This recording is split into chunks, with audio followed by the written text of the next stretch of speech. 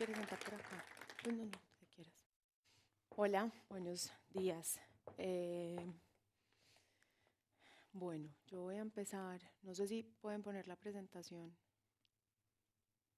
Bueno, mientras ponen la presentación, creo que el título es bastante claro. Acá queremos hablar un poco y quiero aprovechar lo que estaban mencionando sobre los seguros y cómo estamos protegiendo nosotros nuestra identidad digital y lo extendería un poco a nuestra infraestructura digital. Porque yo estoy convencida, yo por lo menos quisiera poder vivir sin mi móvil por una semana o sin mi ordenador por una semana, pero necesito hacer pagos en el banco, pero necesito comunicarme con determinadas compañías o otros elementos, incluso en mi vida personal, que me impiden eliminar estos dispositivos. Pero en el ámbito empresarial, pues resulta ser, no me funciona. Problemas técnicos en el Cyber Insurance Day. Muy bien. Fíjate si eso funciona. Muchas gracias. ¿Tienes el toque? Sí, listo. Mil gracias. Bueno, entonces aquí quería empezar. Yo me voy a tomar unos 5, máximo 8 minutos para que después Nelia pueda contarles un poco más.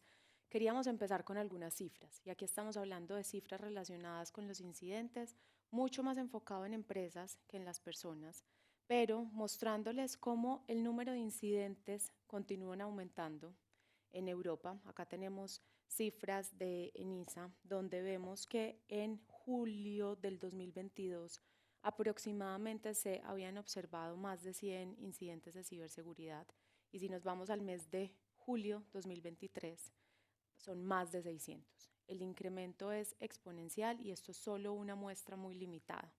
Y si miramos Europa versus el resto del mundo, vemos que los números no son muy diferentes, pero sí podemos evidenciar que el aumento en el 2023 es mucho más amplio.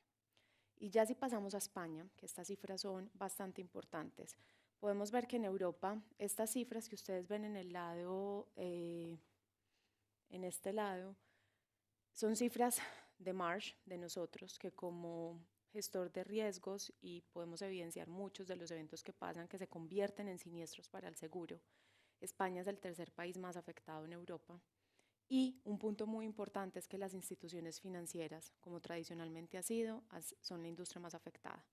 Pero de cerca vienen manufactura y otras industrias que también tienen que empezar a preocuparse de cómo gestionar el riesgo.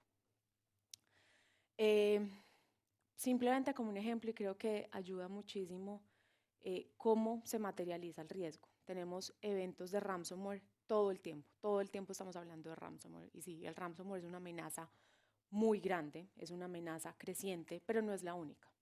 Este es un caso que ya no es tan reciente, pero creo que muestra la especialización de los ciberdelincuentes, que son una empresa como nosotros, solamente que en el lado oscuro.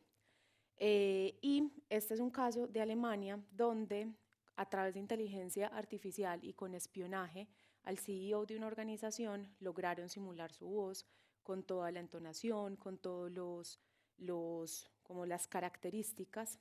Hicieron una llamada al CFO de la compañía diciéndole que tenía que hacer una transferencia de tanto dinero, 243.000 euros aproximadamente, porque si no iban a poner una sanción tributaria.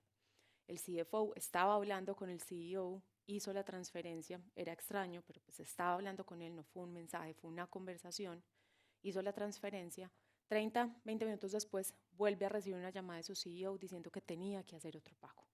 En este momento, él fue muy precavido y dijo, pues voy a devolver la llamada al número de mi CEO a ver qué está pasando. Cuando lo llamó, él le dijo, yo no te he pedido que hagas ninguna transferencia. Entonces ya no estamos simplemente en la suplantación de identidad a través de mensajes, de email o de texto, sino que estamos ante amenazas mucho más especializadas que tal vez en un inicio puedan ser más costosas, pero al final, una vez lo desarrollen, va a ser muy, muy fácil para ellos. Porque además estamos en una desventaja muy grande y es que ellos comparten la información, ellos tienen foros, nosotros no. Nosotros todavía seguimos creyendo que cuando nos atacan es un tema muy confidencial y nos sentimos vulnerados. en lugar de compartir y hacernos más fuertes en conjunto. Y precisamente por esto celebro tanto la realización de estos eventos y que todos podamos estar acá para compartir estas experiencias. Este video es simplemente para mostrarles cómo es de fácil hacer un deepfake. Está en inglés, pero creo que es súper diciente, sí.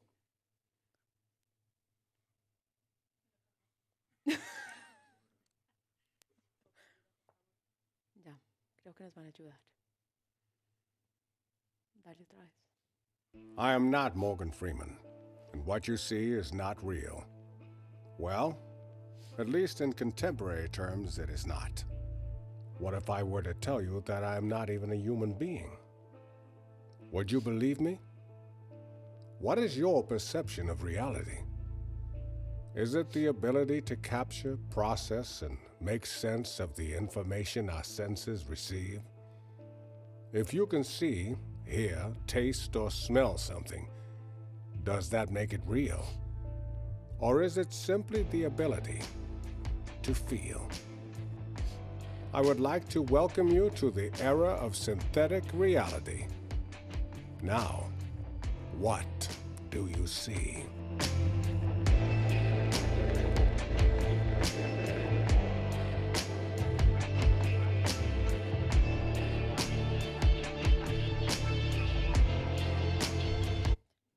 Y este es un video que puede ser como un poco como angustiante, pero creo que es simplemente la realidad de lo que estamos viviendo. Y me encanta el concepto que usa de bienvenido a la realidad sintética. Hoy, ¿qué es realidad? Y la misma pregunta que hacían sobre cuántos pueden vivir hoy sin su móvil o cuántos de ustedes se comunican más a través de medios digitales, también pensémoslo en esto. ¿Qué es hoy realidad? Y cómo nos estamos preparando para entender qué es hoy verdad o no en un mundo cada vez más conectado. Y simplemente como para enlazarlo un poco, hoy estamos ante lo que estábamos mencionando, una serie de amenazas crecientes, pero estas amenazas no solamente están relacionadas con un mundo intangible, donde podemos afectar con este tipo de mensajes y robar dinero, o donde puedan afectar nuestros sistemas e impedir que tengamos producción o impedir que tengamos acceso a los sistemas. También estamos en un mundo, y esto es parte de la revolución industrial 4.0, y es las máquinas están conectadas. Hoy estamos utilizando sensores, hoy estamos utilizando todo tipo de dispositivos que llegan al mundo físico. Y un evento ciber puede generar un daño material e incluso puede llegar a generar lesiones a las personas. Hay un caso que tampoco es nuevo de una universidad en Alemania, creo que es en Düsseldorf, no soy capaz de pronunciarlo, donde este fue un ataque de ransomware a una universidad que tenía clínica, tenía un hospital. El ataque afectó a los dos y se dice que se generó la primera muerte por un ataque cibernético porque en los traslados de los pacientes, uno de los pacientes falleció porque no se le pudo prestar la atención. Entonces, estamos también en el mundo tangible, donde también podemos sufrir este tipo de incidentes, y aquí tengo un video adicional, este no tiene sonido, pero es simplemente la muestra de cómo nos puede afectar un ataque cibernético, que incluso puede ser un error accidental en el mundo físico. Este video fue, no sé si nos pueden ayudar a publicar, a que se reproduzca, pero mientras tanto les voy contando. El video fue publicado por la misma banda cibercriminal que publicó el video diciendo: esta es una fábrica de acero en Irán sancionada, que no obstante las sanciones sigue prestando operaciones, y aquí queremos mostrarles cómo pueden ser vulnerables. Lo que hacen es afectar uno de los hornos haciendo que explote, y de hecho, si no lo podemos ver, pues yo creo que esta información la compartiremos y la pueden buscar muy fácil también en internet. Dice: ninguna persona fue herida porque tomamos todas las medidas para garantizar que pudieran evacuar antes de la explosión. Entonces se ven a todos los operarios corriendo y se va viendo, les cuento, les describo porque no la vamos a poder ver, va viendo cómo explota finalmente la caldera. Y para terminar y ya darle paso a Nelia, solamente un recuento clave de cómo podemos nosotros, además de tomar todas las medidas, pues porque el título de la exposición es evidentemente intencional, y es: el seguro es una parte muy importante, pero el seguro no puede ser la única opción. Nosotros necesitamos mitigar. Cuando ustedes tienen un seguro contra incendios, no simplemente tienen el seguro y dejan de poner los sistemas contra incendios. Necesitamos mitigar el riesgo, pero también necesitamos entender que hay opciones de transferencia y por lo menos evaluarlas. Y dentro de esta evaluación es importante entender qué es lo que se puede cubrir y además por qué tipos de seguros, porque no el seguro cyber va a entrar a cubrir todo. Entonces acá simplemente es un resumen de cuando tenemos un evento accidental, porque no solamente estamos hablando de ataques, acá estamos hablando que puede haber un error en la programación, en cualquier software que elimine datos o que tenga una afectación, una cadena de producción que afecte la confidencialidad, integridad y disponibilidad. Contamos con opciones de transferencia que nos ayudan a transferir la pérdida de ingresos. Por ejemplo, en una empresa que está fabricando textiles, hay una afectación a los sistemas, dejan de producir los textiles por 2 semanas. No hay un daño material, no hay una afectación a los textiles, simplemente la información que permite que la fábrica funcione no está disponible. Acá tenemos cómo transferir esa pérdida de ingresos que en un seguro de propiedad no va a estar disponible porque no hay un daño material, pero también tenemos costos para reconstruir, como lo mencioné al principio, esa infraestructura física que nos ayuda a operar. Hay otros eventos que se pueden materializar, como fraude. El evento del CEO que les mencioné no va a ser objeto de cobertura a través de un seguro cyber, pero tenemos otros seguros como de crime que nos permiten transferir también este tipo de riesgos. Y ya cuando estamos hablando del mundo tangible, pues deberíamos ir a los seguros tradicionales de propiedad para que nos acompañen en la transferencia de este riesgo. Aquí el último mensaje que quiero dejar antes de darle el paso a Nelia es: aquí tenemos que empezar a revisar el riesgo ciber como un riesgo similar al de incendio, inundación, y que incluso se puede materializar mucho más frecuentemente que uno de incendio e inundación. Entonces, tomemos las medidas y no solamente dejémoslo tengo un seguro, no necesito invertir en mitigación, o invierto demasiado en medidas, no necesito un seguro. Tal vez no necesiten un seguro, pero que tomen la decisión de manera informada y no simplemente por no lo necesito, sino tomar el tiempo de analizar realmente cuál es el impacto. Muchas gracias, Nelia. Paula, muy bien. ¿Me das esto? No, da igual. Muy bien, pues muchísimas gracias. Bueno, es el estado del mercado. Tenemos un buen mercado. Es el momento, vamos a resumirlo así. Bueno, ante un entorno tan cambiante y desafiante, ¿cómo gestionar el riesgo? Y esto es un poco el siguiente paso al que tenemos que apuntar como organizaciones en general. Pero antes de responder a la pregunta, que básicamente es una gestión integral del riesgo, sí que me gustaría hacer un parón y entender cuál es la situación actual, porque de aquellos barros estos lodos, ¿no? Es decir, cuál es la relación que hemos visto entre siniestralidad, incremento de primas y nivel de seguridad de las compañías, porque sí que hay una relación. Aquí tenemos los datos de Marsh en cuanto a siniestros relacionados con la línea azul clarito y incrementos en el coste de prima. Como veis, hemos llegado a tener incrementos del 32%. Ha habido años, pero como veis, a mayor número de claims o de siniestralidad, el incremento ha sido unos 3 meses al siguiente cuarter cada vez más grande. Si nos fijamos, ahora tenemos un incremento medio de únicamente el 0%, que era impensable el año pasado. En el primer cuarter de este año creo que estaba el 16%, si no recuerdo mal, con lo cual todo esto lo hemos ido mejorando.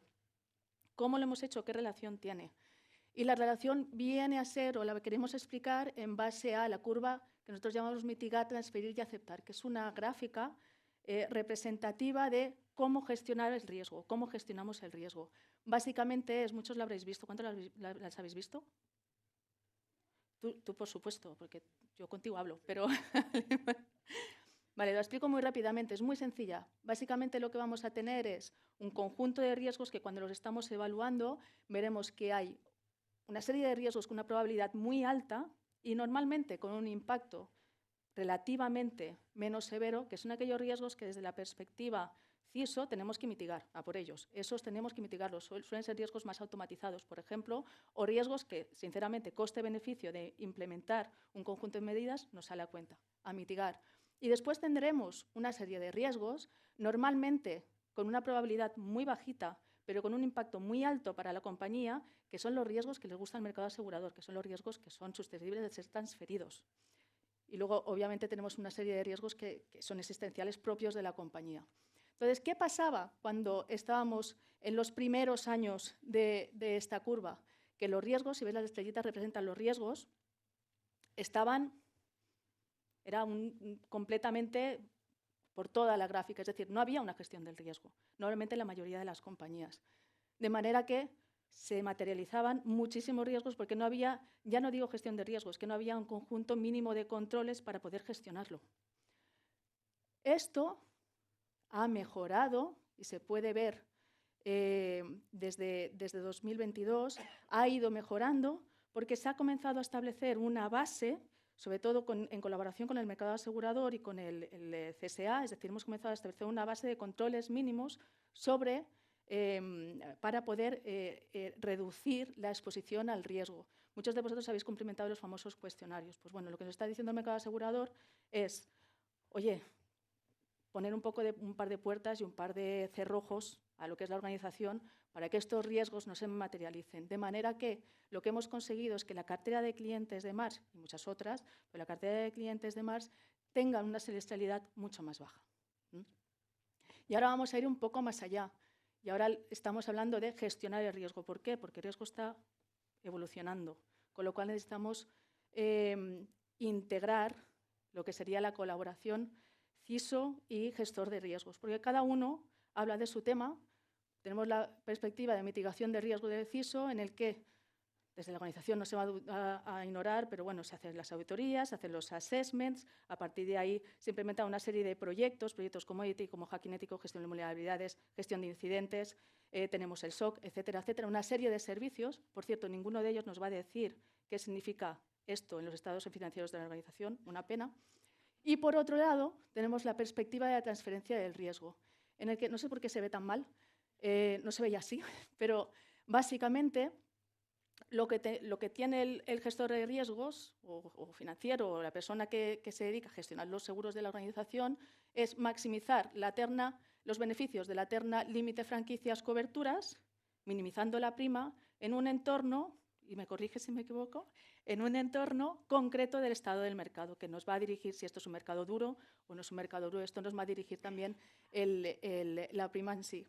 Claro, aquí, que igual que gestionaréis varios seguros de diferente índole, no nos está diciendo, oye, ¿qué puedo hacer para mejorar estas condiciones?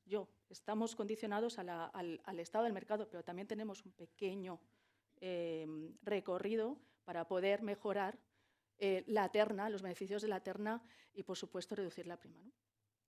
Bueno, por supuesto, a lo mejor es demasiado ambicioso, pero desde luego mejorar los beneficios de la terna. Entonces, ¿por qué apostamos? Por lo que llamamos una gestión avanzada del riesgo, que es una gestión integral. El objetivo será reducir económicamente el riesgo y ser más efectivos en cuanto a alocación del capital. Y esto pasa por alinear lo que sería el plan de director de seguridad o el plan de estrategia de gestión de riesgos de ciberseguridad con la transferencia, que en muchos de los casos, y yo me lo sigo encontrando muchísimas veces, el CISO va por un lado y el gestor de riesgos va por otro. Entonces, ¿cómo comenzar? Pues para aquellos llaneros solitarios que van a comer con su grupo de toda la vida y después vuelven a su sitio, os diría que comenzamos a pensar que la CISO es vuestra amiga. Aquí pone el CISO, puede ser una chica también. La CISA es vuestra amiga. Nos tenemos que hablar más, de verdad, porque tenemos mucho que beneficiarnos y sobre todo a beneficiar desde la perspectiva de mejorar las inversiones en la compañía y también de hacernos entender. ¿Cómo lo hacemos? Lo primero de todo es conocer el riesgo. Cuando estamos hablando de conocer el riesgo, ya tenemos herramientas, que más ya las aplicamos desde hace mucho tiempo, creo que después tenéis una charla de cuantificación.